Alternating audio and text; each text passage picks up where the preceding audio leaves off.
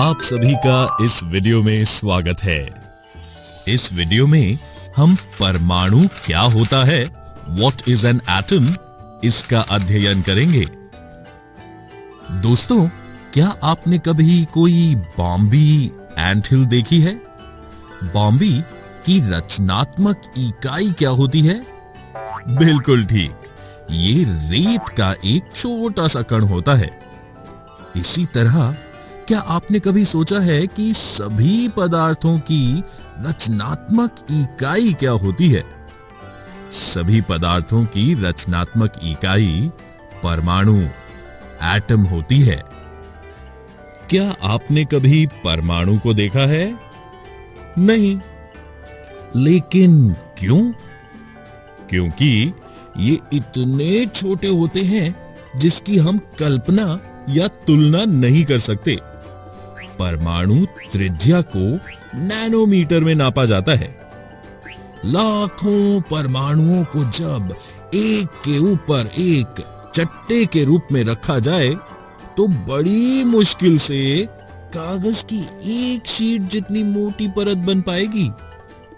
अब आप सोच रहे होंगे कि जब परमाणु इतने छोटे होते हैं कि हम इनके आकार की सूक्ष्मता को नगण्य मान सकते हैं, तो हम इसके बारे में अध्ययन क्यों करें? हमें इसका इसलिए अध्ययन करना चाहिए क्योंकि हमारा पूरा विश्व परमाणुओं से ही बना है और ये परमाणु हमारे प्रत्येक क्रियाकल्पों को प्रभावित करते हैं। आइए सबसे पहले हम देखें कि विभिन्न तत्वों के परमाणुओं के क्या प्रतीक हैं। डाल्टन ऐसे प्रथम वैज्ञानिक थे जिन्होंने तत्वों के प्रतीकों का प्रयोग अत्यंत विशिष्ट अर्थ में किया।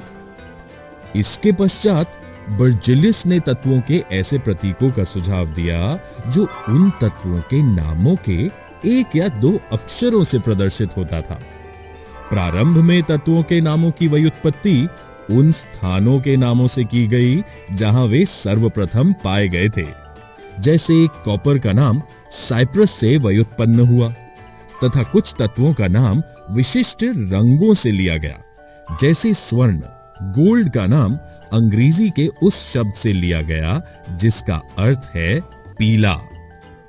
आधुनिक काल में international union of pure and applied chemistry IUPAC तत्वों के नामों को स्वीकृति प्रदान करती है।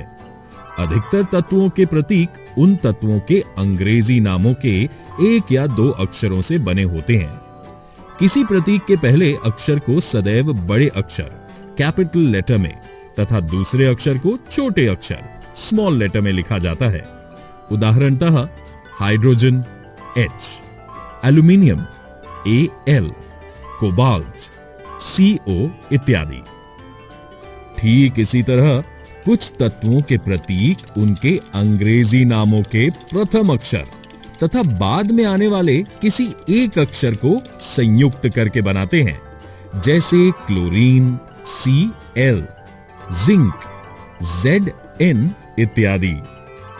कुछ ऐसे तत्व भी हैं जिनके प्रतीकों को लैटिन, जर्मन या ग्रीक भाषाओं में उनके नामों से बनाया गया है।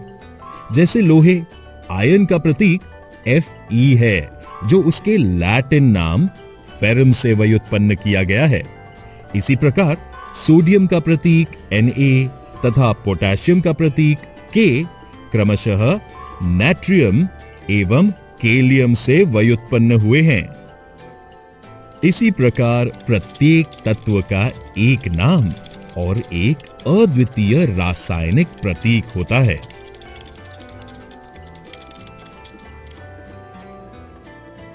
चलिए अब हम परमाणु द्रव्यमान एटॉमिक मास पर चर्चा करें। डाल्टन के अनुसार प्रत्येक तत्व का एक अभिलाक्षणिक परमाणु द्रव्यमान एटॉमिक मास होता है। डाल्टन के सिद्धांत से प्रेरित होकर बर्ज़िलियस परमाणु द्रव्यमान को मापने की ओर अग्रसर हुए। परमाणु के द्रव्यमान को ज्ञात करने के लिए रासायनिक संयोजन के नियमों के उपयोग एवं उत्पन्न यौगिकों के द्वारा सापेक्ष द्रव्यमानों को ज्ञात किया गया। आइए हम इसे एक उदाहरण के द्वारा समझने का प्रयास करें। कार्बन मोनोऑक्साइड CO कार्बन एवं ऑक्सीजन से निर्मित होता है। ये 3 ग्राम कार्बन तथा 4 ग्राम ऑक्सीजन के संयोजन से निर्मित होता है। दूसरे शब्दों में हम कह सकते हैं कि कार्बन अपने 4/3 4/3 गुना अधिक द्रव्यमान वाले ऑक्सीजन के साथ संयुक्त होता है। अब यदि हम परमाणु द्रव्यमान की इकाई को एक कार्बन परमाणु द्रव्यमान के बराबर मानते हैं, तो कार्बन परमाणु द्रव्यमान को 1.0 U तथा ऑक्सीजन परमाणु द्रव्यमान को 1.33 U निर्दिष्ट करेंगे, जहां U यूनिफाइड द्रव्यमान है।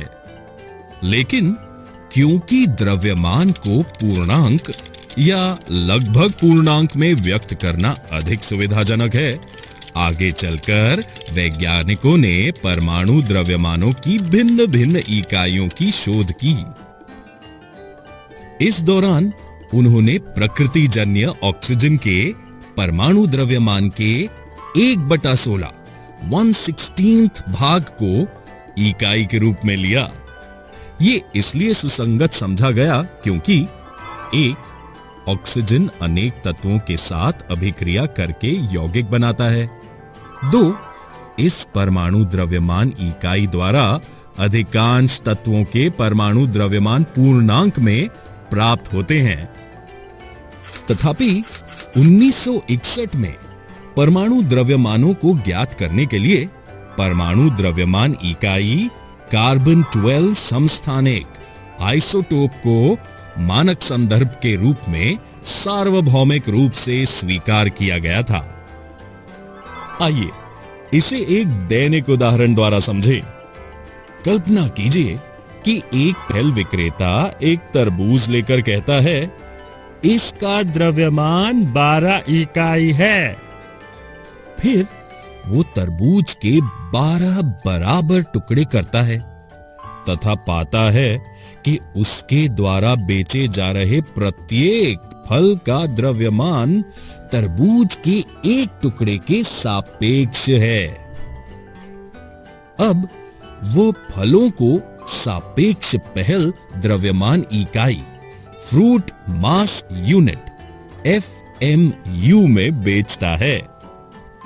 ठीक इसी उदाहरण की तरह किसी भी तत्व के सापेक्षिक परमाणु द्रव्यमान को उसके परमाणुओं के औसत द्रव्यमान का कार्बन 12 परमाणु के द्रव्यमान के 1/12वें 1/12 भाग के अनुपात द्वारा परिभाषित किया जाता है।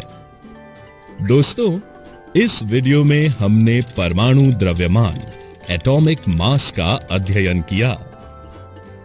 अगले वीडियो में हम अणु क्या है, What is a molecule, इसके बारे में जानेंगे। तो दोस्तों, आपको हमारा वीडियो कैसा लगा? अगर आपको हमारा वीडियो पसंद आए तो लाइक, शेयर और सब्सक्राइब करना ना भूलें।